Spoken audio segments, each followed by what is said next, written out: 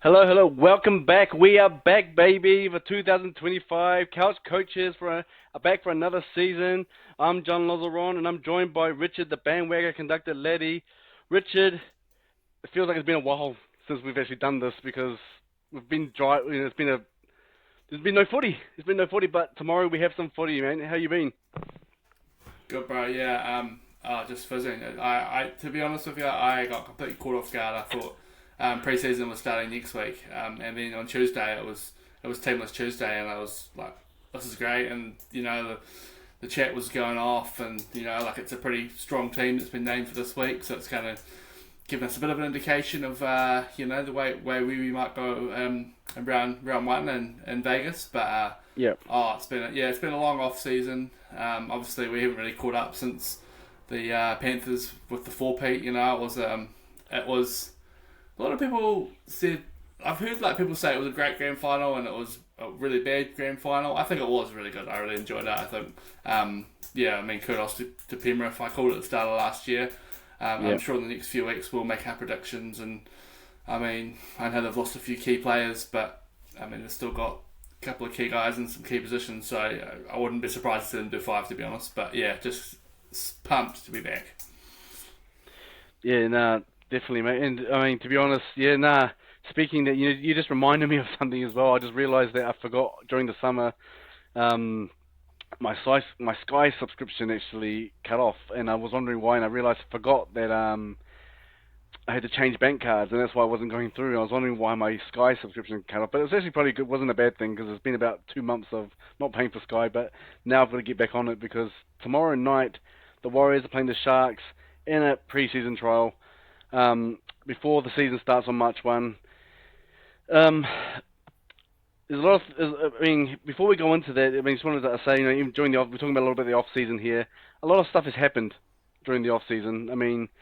Big news probably that Tohu Harris, our legendary captain, having to hang up his boots because of injury. And, to be honest, as much as of a surprise that was, I'm pretty sure most people saw it coming anyway. Like the way he went through last season, just trying to play and stuff, but just couldn't do it, and absent for many games. And fair, legit, it was all legit. He's absent because of injury, but yeah, I think many people saw it coming, and it's sad to see, but it's good to know that he knows his body and that he's like saying, okay, look, I can't do this anymore, and he's just hanging up the boots and not trying to push himself too much. But it's still sad. It's still sad in my eyes. Yeah, bro, I'm with you there. Like you say, it was a surprise. It was obviously shock, but wasn't that surprising. But then Yeah, I don't know. You always felt that he'd just keep pushing through. Like he'd obviously just the epitome of wearing the Warriors jersey. He definitely go down in my top probably five of all time, maybe even my top three of all time Warriors. So that's how highly I sort of rate him and what he brought to the jersey every week. So yeah, I'm sure he's listening. I'm sure he's a big fan of it, as John. So if you are listening to him, thanks for the memes, mate. Because it was brilliant to have you play for the club. I'm glad you sort of had some success at the Storm because we didn't have a heap of success, but yeah, you helped us through some tough years in those COVID years. So yeah, thanks, brother. yeah. Well said, bro. I think if you look up the dictionary and look up Warrior, you'll see Tohu Harris's name somewhere in there. I'm sure. Yeah, Pretty and sure. he'll have a head bandage. He'll have his arm and like a bandage around his arm. He'll a black eye, but he'll be just playing on and still making 60 tackles and running for 130, 140 meters in the game. Yeah. So yeah, Yeah. he'll be missed. It will be missed, and as I said again, it was just too much for him. I even heard a story. I can't remember where I heard. I think it was on Bloke on a Bar where they were talking about Tohu. He played one game, but he was just so much in pain after one game that he jumped on the shower in his gear. Like he didn't. Sorry, on the shower. I said it wrong. He jumped on the plane without having a shower. It was all in the gear because he was in so much pain he couldn't move that he couldn't get his gear off and everything for the shower and to get changed in the sheds and sort of thing. So yeah, he he was in a lot of pain. These other stories we don't really hear about. We hear them now that he's hung up his boots. But oh man, I mean, must have been a lot of pain to be not to be able to just jump on a plane with your gear still on, with your kit still on. So It's nah, incredible, yeah. And that's the sort of thing you expect to hear from, the blokes in the 70s and 80s, like some of those yeah, real hard yeah. asses. So, it's good to know there was still some of them out there. I hadn't heard that one, so I'd be, I might follow that up and just find if there's some truth there, because that's a hell of a yarn if so. Yeah, no, I'm pretty sure I heard that from a bloke in the bar. They're pretty, they don't just make up stuff there. So, well, do they? But no, but yeah, Engagement. and what that does, what that does though, with Tohu now out of the Warriors, giving up, well, not just his, just career, but also the captain's armband at the Warriors. It brings up a big hot topic that has been going on for weeks and months now. Is who is going to carry the Warriors through now in 2025, and the Warriors have an abundance of options there of leaders. Top of my head, Mitch Barnett, the new star recruit James Fisher Harris. You've got Wade Egan that could do it. He's done it before as well. Probably even Dylan Walker, for example. There are options. Roger could even do it. He was a former Roger, yeah. captain. So yeah, so that's the biggest topic. And I know it's sort of died down a little bit late, especially with the trial coming up tomorrow. But I just thought we'd just quickly touch up on it quickly, really, right now, because I wanted to give my 2 cents about it, and I just think that there's a lot of people out there saying James Fisher Harris should be the captain, and he's got all the credentials. He was a leader at Penrith, captain of the New Zealand team, and all the stories you hear about James Fisher Harris, that when he goes into a room, or just he goes into a certain environment, there's something different, and everyone just listens to him. Everyone just shows him this sort of respect. Like it's a natural respect. Yeah. So he just brings that, and that's what you want. That's what you want in a captain. That's what you want in a captain. But in saying that, though, there's a part of me that feels Mitch Barnett deserves that. He stepped in when Tohu was injured quite a while, and I thought he did an amazing job. He's a captain that can actually lead on the field and off the field, but also can still keep their game going really well. Like they keep every week they keep going well, and he did. He made his State of Origin debut for New South Wales, played for the Kangaroos as well. I mean, he had his best year, and he had his best year yet, and he Yeah. admits that as well. And I think for me, for example, that burden, sometimes it can be a burden being a captain. That burden of being a captain doesn't weigh him down. He's still able to do his thing. So for me, Mitch Barnett should be the captain for the Warriors in 2025. That's my 2 cents, mate. What do you think? Yeah, I was going to say, for the podcast's sake, I'd love to say that I thought James Fisher Harris should be.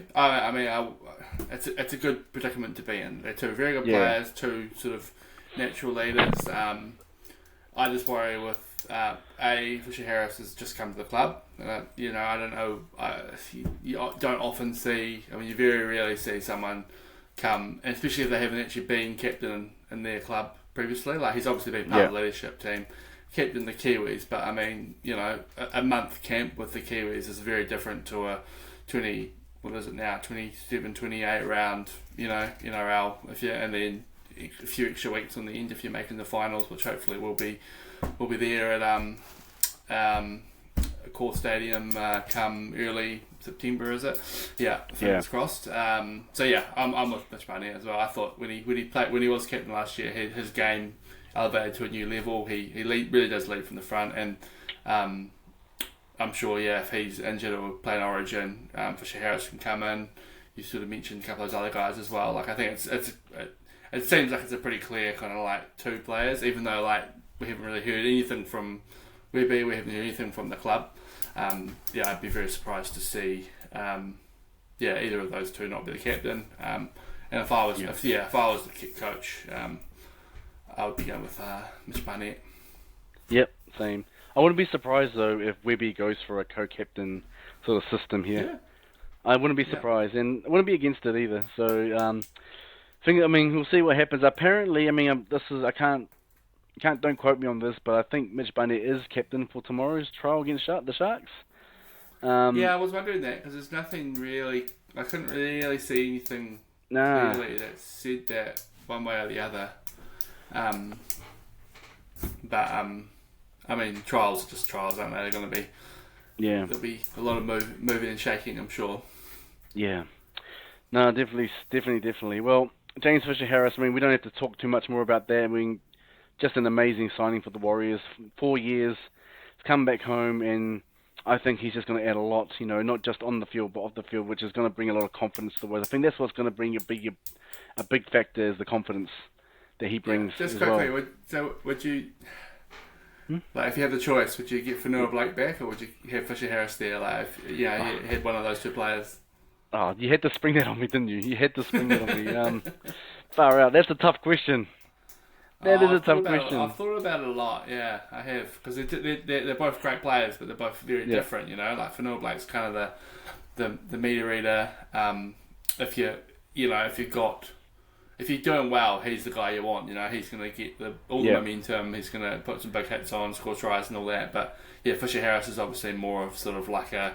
I mean, he puts in some huge hits. Also, gets some probably not as many. He's not going to be as flashy as Fanua Blake probably, yeah, but will be more of that sort of direct kind of up the guts sort of footy. So I personally, yeah. I think I would love them both. Dare I say, I probably would rather have Fanua Blake.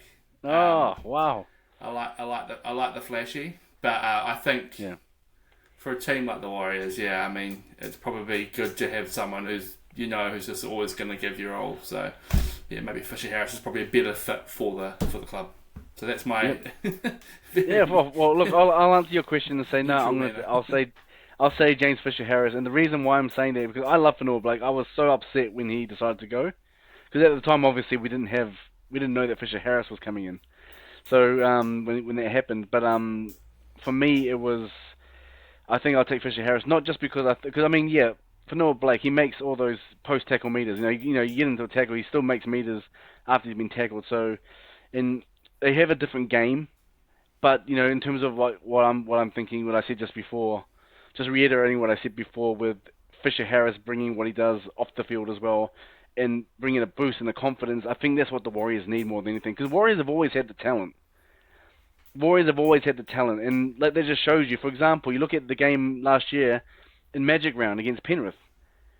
They were Yeah, depleted. Like when I say depleted, I say they didn't have all their first choice players playing. They had a lot of them missing, but they put a lot of the young stars out there, and they still beat them in Magic Round.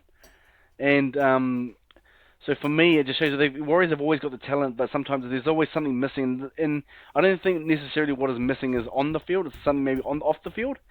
And and you also need. I mean, yeah, you need decent playmakers as well to help the forwards that Warriors have. But I'm going to say Fisher Harris for that reason that he'll bring something different off the field and may change the momentum in terms of the mindsets of the Warriors players, especially the younger players. So I'll say Fisher Harris to answer your question. nice bro. It's good to get one on each side. Yep, fair enough. Well, look. As I said, we've been starved of footy for quite a while now, and I think a lot of people I've seen, seeing on the Warriors social media chats that there are a lot of people just amping for this, aiming for just some sort of game, even though it's a trial, they're just amping for it. So let's talk about that trial tomorrow. It's in Sydney, Shark Park, I think it is. I think it is. Yeah, no, because it's 9:30 p.m. here. Yeah, Um, the team that the Warriors have put out here, and I'll go from 1 to 29 because they've got 29 players. Um, 1 is Chance, 2 is Dallin, um, number 3 Ali Luatua, number 4 Adam Pompey. Originally 5 was Roger Tuivasa-Sheck, but he's been replaced by Edward Cossey because of an injury. So he'll be back for the Storm trial game, but he's missing. He's sitting this one out. Tamari Martin is coming in at 5'8", and at halfback is Luke Metcalf. So that's an interesting one. Because Tanner Boyd is injured. So if Tanner Boyd was available, would he have started and where would he have started? Number 7, number 6. But that's another story to talk about. It's another time that we can talk about another time. Fisher Harris at 8, number 9, Wade Egan, 10, Mitch Barnett, 11, Jacob Laban, 12, Kurt Capewell, and 13, Aaron Clark, another awesome signing for the Warriors in the off season. Do you have the list in front of you? I did before, but I'll just see whether I've still got it. I was going to say, do you want to read the next 14 to 29? Yeah. So Dimitri Vaimolga. So there is Dimitri Sifikula, but from what I understand, he's taken his mother's maiden name. Yep. Which is awesome. 14. Neil Corey at 15. Moala Graham Telfer at 16. Obviously, we saw a bit of him last year, so he'll be wanting to put his hand up and see whether he can get into contention one of those outside back spots. Co Kali 17. So Ibakosi's at 18 here, but I've got an old list. Luke Hanson 20. Jet Cleary 21. Awesome to see a Cleary in the last jersey again. Tuapiki at 22. Daion Mituanai. I have never heard of him before, but I'm looking forward to. Apologies if we got it wrong. If we say that wrong, apologies. Bunty Afoa, Edemia Taova, 25. Sam Healy 26. 27. Dylan Walker. 28. Tanner Dowles Smith, and 29. Old Freddie Lussick. He's never far from a teamless Tuesday, is he? So no. Good mix of experience and some young guys in there that we haven't seen much anything of, at least at the first grade. So and cool to see. I mean, like as I said earlier, like I think that starting lineup probably gives you an idea. It's going to look pretty similar to that in Vegas, I reckon, and obviously these trial games might. There's a few positions where that in these trial games, certain players might stand up, but it's gonna be just awesome to see some footy again. I'm pumped. Yeah, no, definitely, and I think most people will probably be thinking the same thing. That lineup between 1 and 13 is probably something that Webby's thinking about. That who will go with in Vegas. In terms of that's probably in the forefront of his mind, front and center of his mind, where he's thinking this is my team.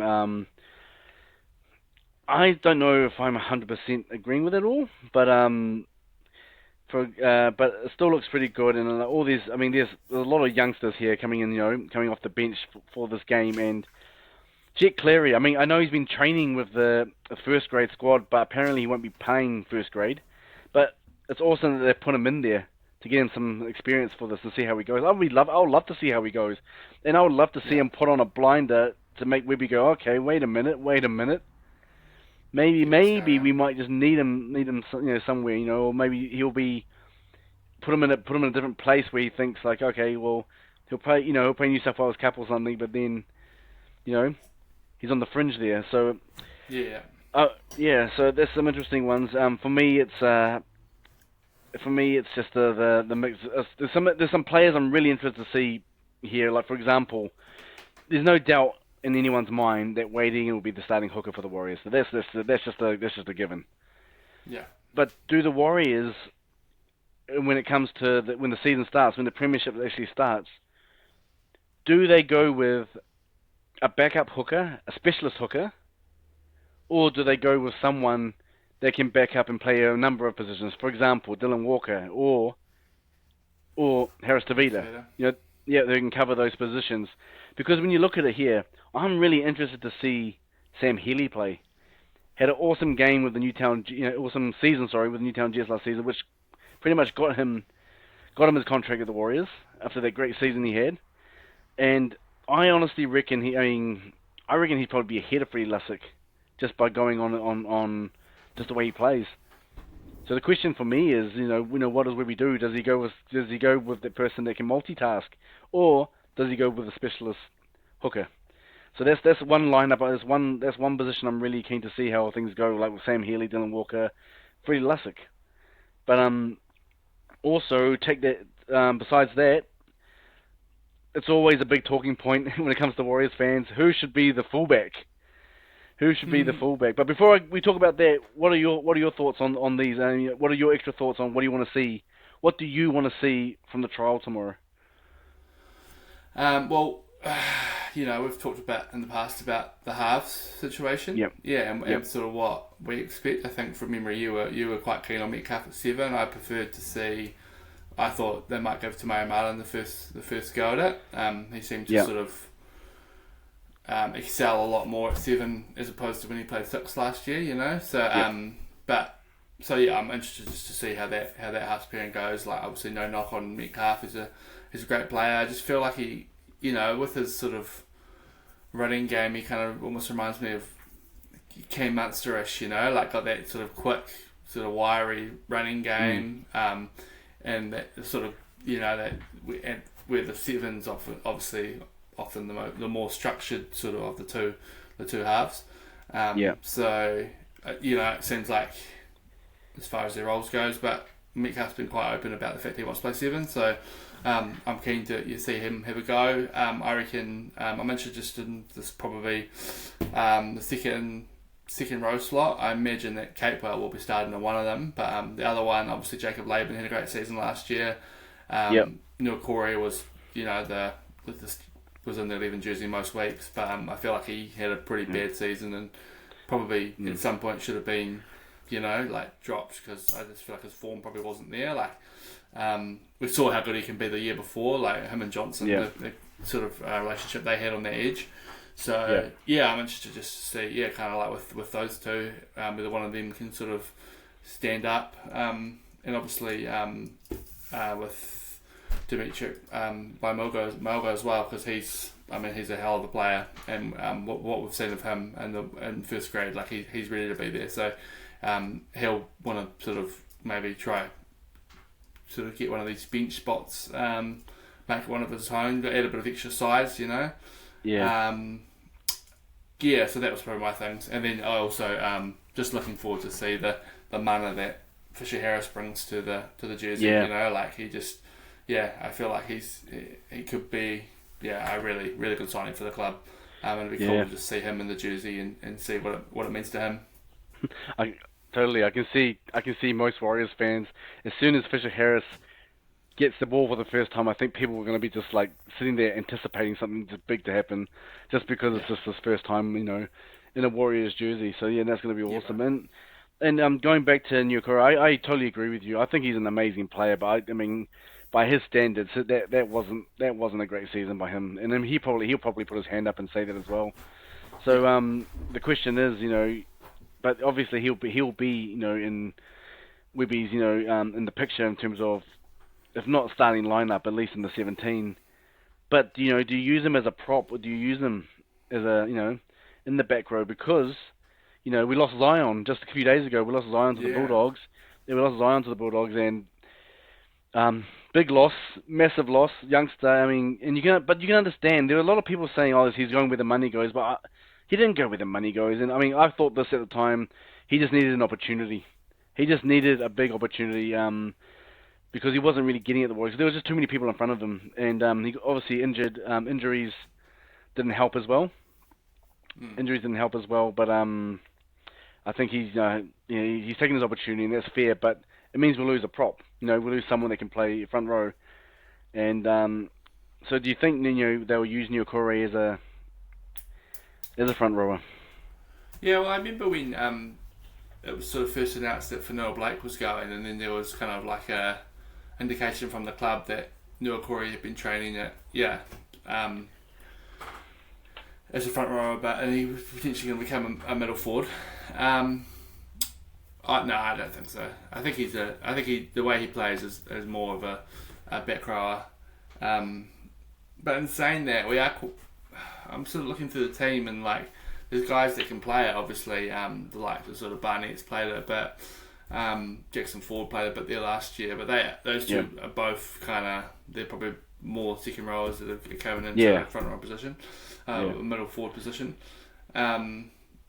Like Fisher Harris and sort of Bunty are the only sort of experienced players we have who are sort of specialist middle forwards, I suppose, front rowers, I suppose. So It'd be interesting to see what happens there. I just think, yeah, there may be one of these other, yeah, whether it be sort of, obviously Aaron Clark will be able to sort of, slot in there. Obviously Dylan Walker sort of comes in Yeah. there as well, but they're more kind of utility players. They're not sort of out and out, just like big boppers who are gonna, do some damage in the middle of the field, are Yeah. they?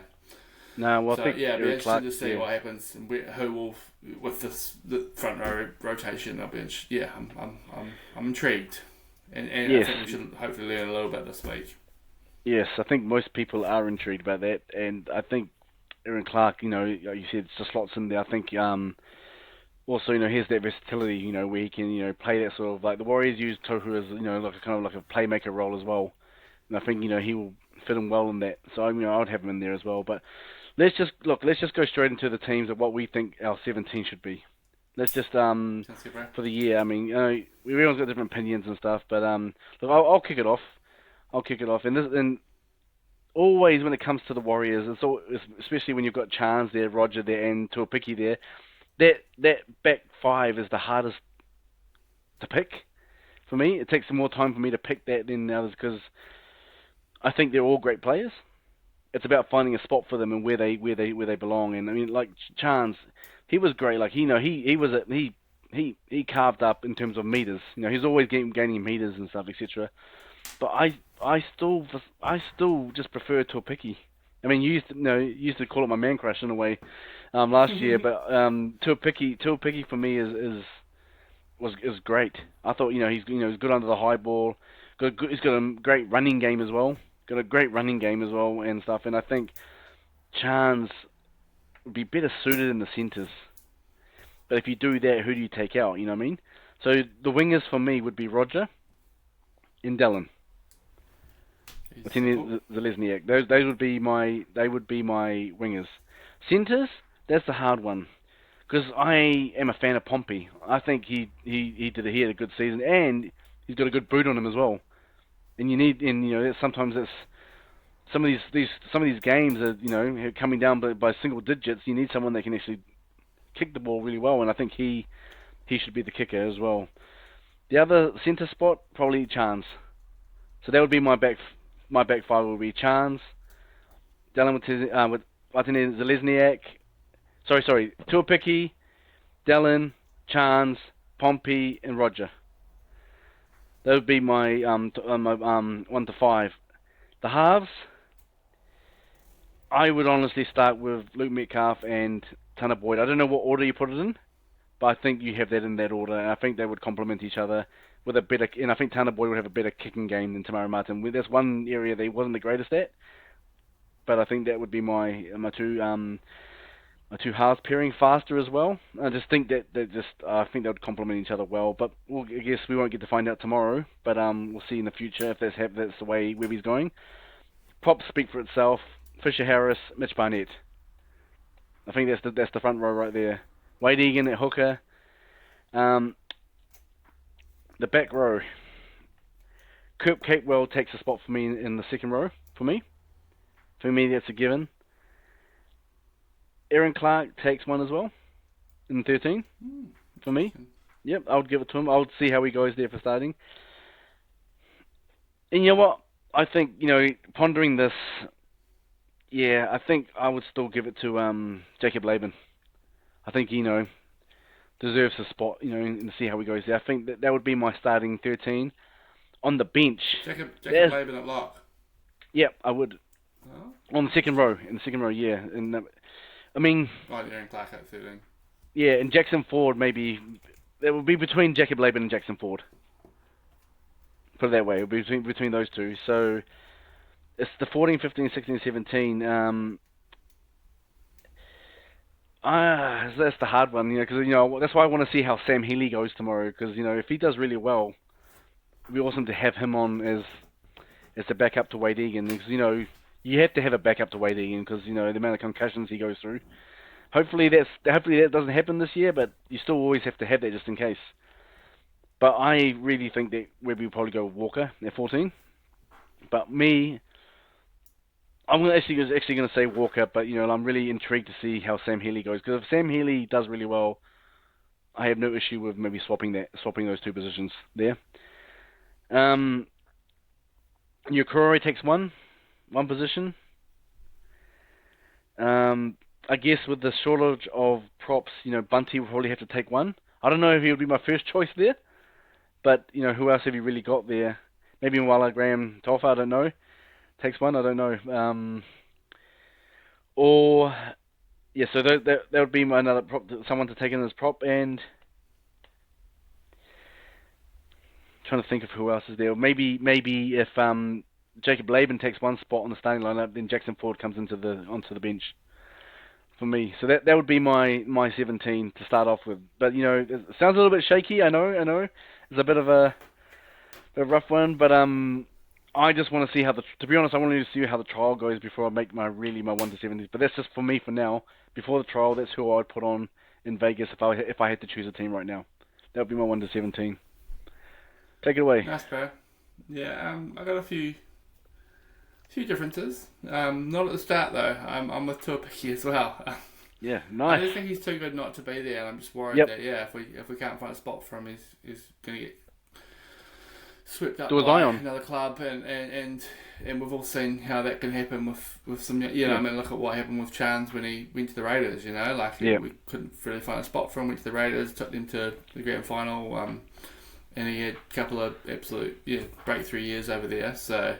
Tuapiki for me, RTS and DWZ. Yeah, no, I think that's a pretty universal how we want to have it. I think with the depth of what it centres now, RTS going out to wing makes a lot more sense.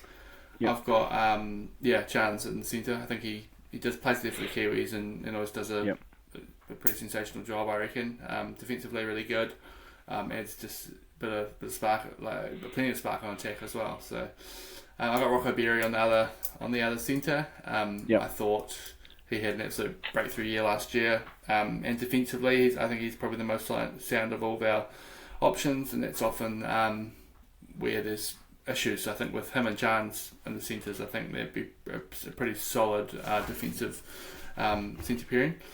Metcalf 6, Tamara Martin 7. As I've said before, I won't be surprised to see it the other way around, or if Tamara Martin's not even there, but I think that from what I saw at Tamara Martin at 7 last year, I'd be keen to see some more of that. Yeah, front row, Fisher Harris, Wade Egan, Mitch Barnett. One of those guys probably with the captain's armband. I'll go with Barney, boy Barney. Yep, good on you, mate. In the second row, Jacob. I mean, it's a funny one because Jacob Laban obviously got Rookie of the Year, and there was quite a bit of chat about him, but it didn't really kind of do much for me when I was watching him last year. I wasn't that impressed by him, but that's obviously, I think it's probably the smartest move. He's obviously someone that the club have touted as one that they want to keep for a long time.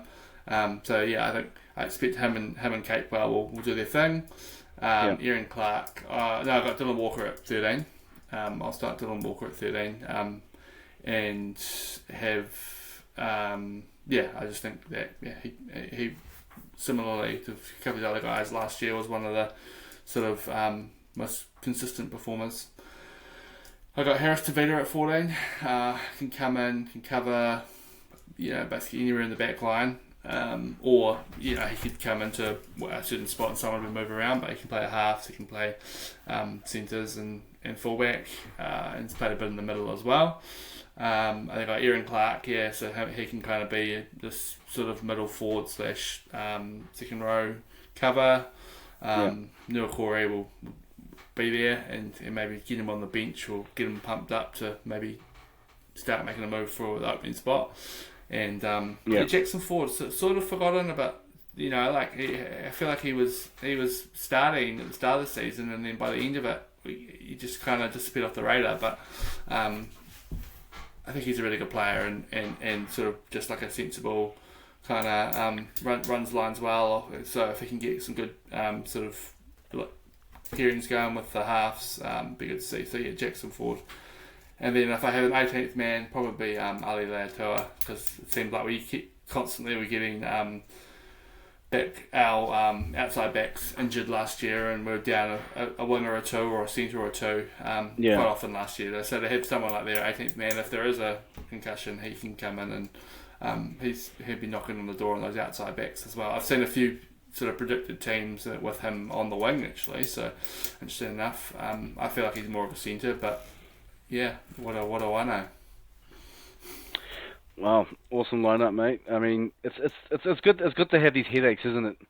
It's really good to have these kind of headaches that the selection headaches. Well, obviously we as couch coaches, we can go on about all day long about what's going on, but about what team we want to put up there. But you know, at the end of the day, it's Webby's choice, and I think that he's got an abundance of talent there to use.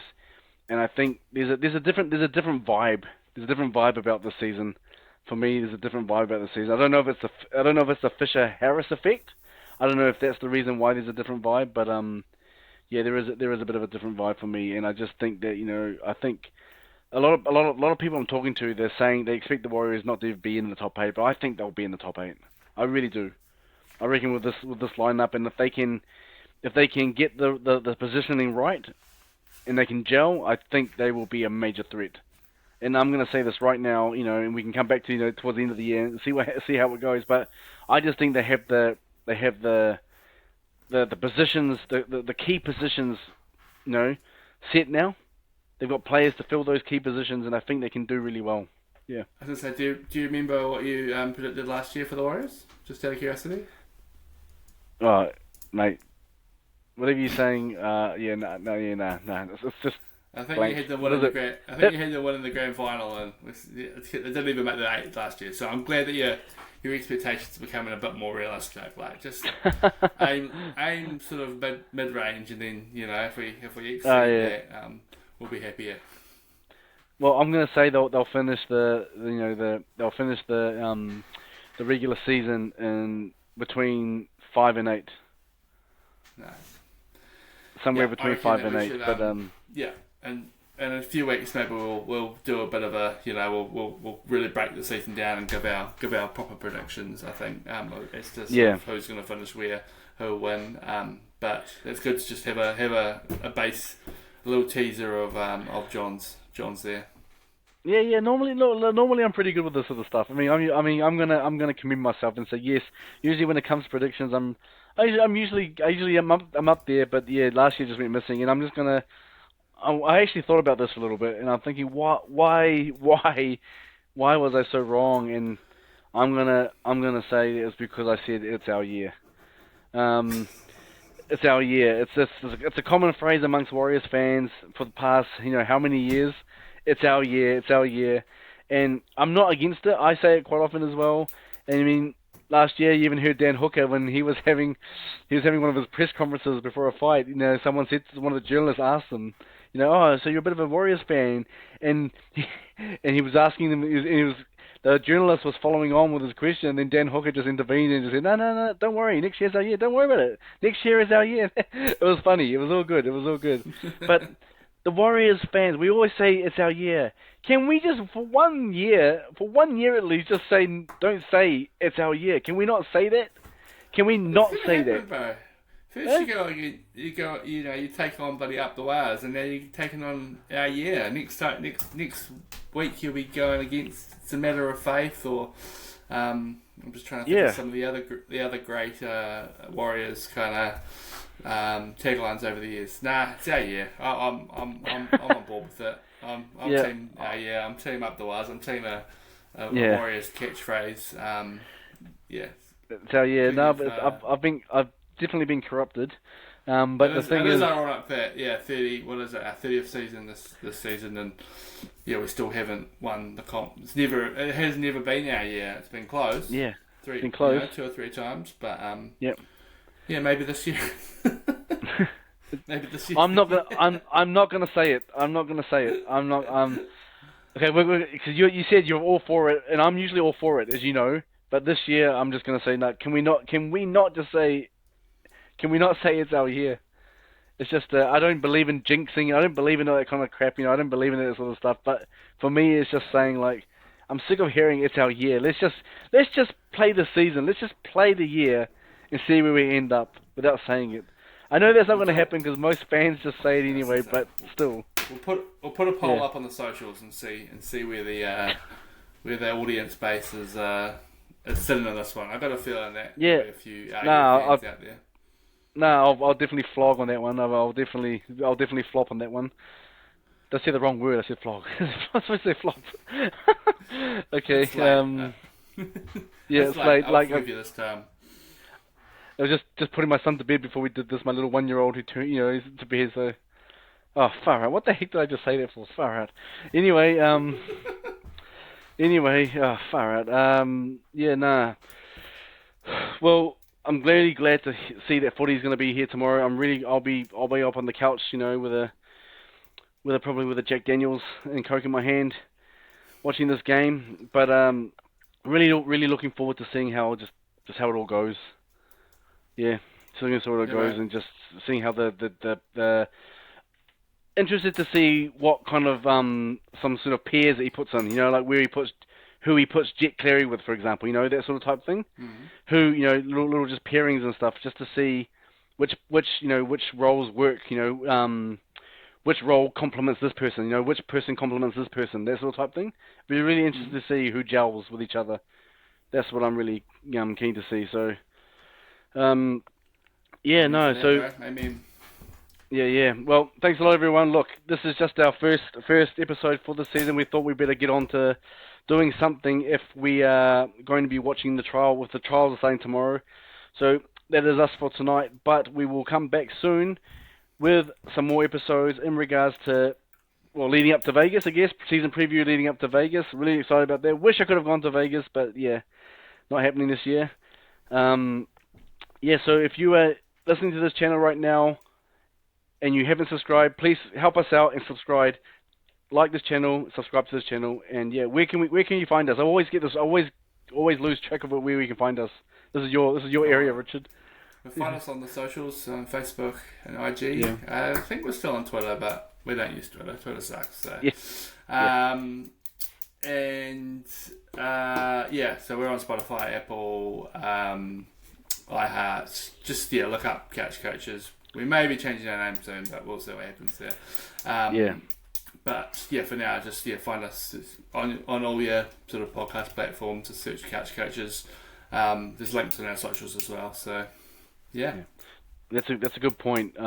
We've been contemplating the name change because before we started this little network that we got going, we didn't do our research and think that there were 1,000 other couch coaches podcasts around the world, not for rugby league, but it's not always, doesn't make it easier to find us on some channels. So contemplating the name change, and because to be honest, we love league, but we love sports in general, so we might add some more sports onto there.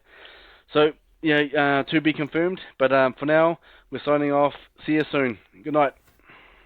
Peace out. We've got the fizz. Let's get it! Let's go! Let's go!